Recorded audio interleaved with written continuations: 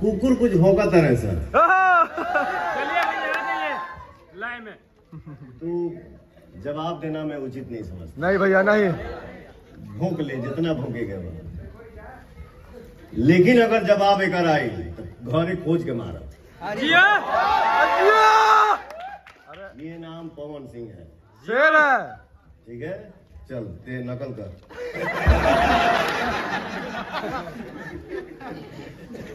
अगर जवाब आई दूगो कुत्ता भौंकता न सर लखनऊ में। हाँ जाए तो भैया हमारा जाएगी पड़ी, हमारे के चिथड़ा उड़ाई।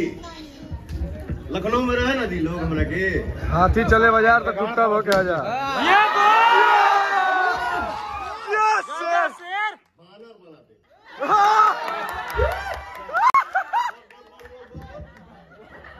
बोला